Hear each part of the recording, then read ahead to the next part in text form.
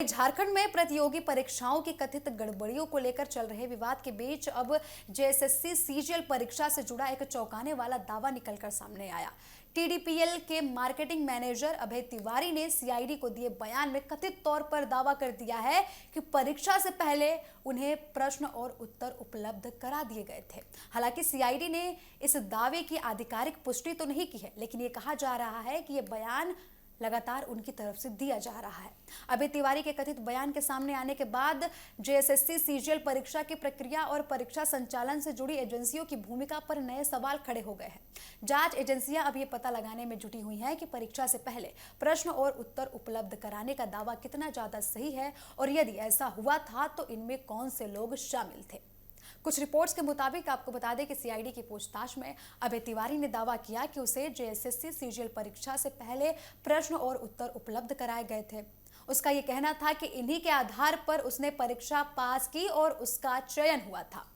अभय ने कथित तौर पर जांचकर्ताओं को यह भी बताया है कि टीडीपीएल कंपनी पहले ही जेएसएससी की परीक्षाओं के संचालन से जुड़ी हुई थी।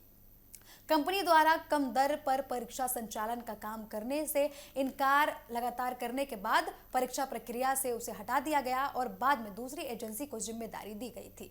अब यही से मामले की जांच में बेबल नाम की एजेंसी का कथित तौर पर जिक्र निकलकर सामने आया है।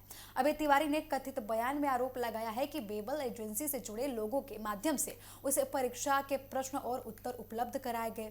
रिपोर्ट्स के अनुसार उसने एजेंसियों से जुड़े कुछ लोगों के नाम भी जांचकर्ताओं के सामने रखे हैं। अभय के दावे के बाद आपको बता दें कि परीक्षा से पहले अभय के दावों में यह बताया जा रहा है कि परीक्षा से पहले करीब 15 अभ्यर्थियों को एक जगह पर प्रश्न और उत्तर तैयार करने के लिए रखा गया था। आपको बता दें कि उसने आरोप लगाया है कि इन अभ्यर्थियों से प्रश्न उत्तर उपलब्ध कराने के लिए लाखों रुपए लिए गए थे। हालांकि ये सभी बातें फिलहाल जांच के दायरे में हैं। सीआईडी ने इन आरोपों को सत्यापित तथ्य के रूप में अभी स्वीकार नहीं किया है।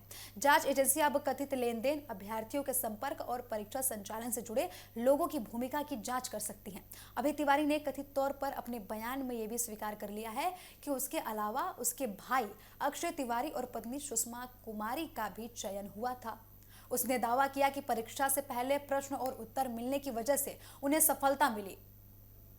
अभय तिवारी की नियुक्ति प्रखंड आपूर्ति पदाधिकारी के पद पर हुई थी। उसके भाई और पत्नी के सरकारी विभागों में कार्यरत होने की जानकारी निकलकर सामने आई है। यदि जांच में इन दावों की पुष्टि होती है तो मामला केवल पेपर लीक तक सीमित नहीं रहता, बल्कि चयन प्रक्रिया में कथित संगठित धांधली और आर्थिक लेन देन की दिशा में भी आगे बढ़ सकता है। सीआईडी ने स्पष्ट किया है कि किसी आरोपी या फिर संदिग्ध के बयान को अकेले अंतिम सबूत नहीं माना जा सकता। इसलिए अभय तिवारी द्वारा लगाए गए आरोपों की अभी तक स्वतंत्र पुष्टि नहीं की गई है और लगातार जांच जारी है। जांच एजेंसियां कथित तौर पर परीक्षा संचालन से जुड़ी एजेंसियों, कर्मचारियों, अभ्यर्थियों और वित्तीय लेन देन के बीच संबंधों की पड़ताल कर रही हैं। इसके अलावा यह भी देखा जा रहा है कि परीक्षा के प्रश्न पत्र की सुरक्षा और वितरण की प्रक्रिया में कहीं चूक तो नहीं हुई थी। इसी मामले में टीडीपीएल के आपको बता दें कि अकाउंटेंट रक्षक सिंह की गिरफ्तारी भी इस जांच के दायरे में आई। रिपोर्ट्स के मुताबिक आपको बता दें कि सीआईडी ने उसे 6 अगस्त को गिरफ्तार किया था। उस पर आरोप है कि कंपनी में कर्मचारी रहते हुए उसने कथित तौर पर जेपीएससी पीटी परीक्षा दी और उसमें सफल भी हुआ। पूछताछ के लिए उसे रिमांड पर लिया गया था। रिमांड की अवधि पूरी होने के बाद उसे न्यायिक हिरासत में भेज दिया गया। रक्षक सिंह की गिरफ्तारी और अभय तिवारी के कथित बयान के बाद जांच का दायरा लगातार बढ़ता जा रहा है। फिलहाल सबसे बड़ा सवाल ये उठ रहा है कि अभय तिवारी ने सीआईडी के सामने जो दावे किए हैं उनके समर्थन में जांच एजेंसियों को क्या ठोस सबूत मिलते हैं। यदि जांच में प्रश्न पत्र या फिर उत्तर पहले से उपलब्ध कराने और इसके बदले पैसे लेने की पुष्टि होती है तो परीक्षा प्रक्रिया से जुड़े कई लोगों पर कार्रवाई की जाने की संभावनाएं बन सकती हैं।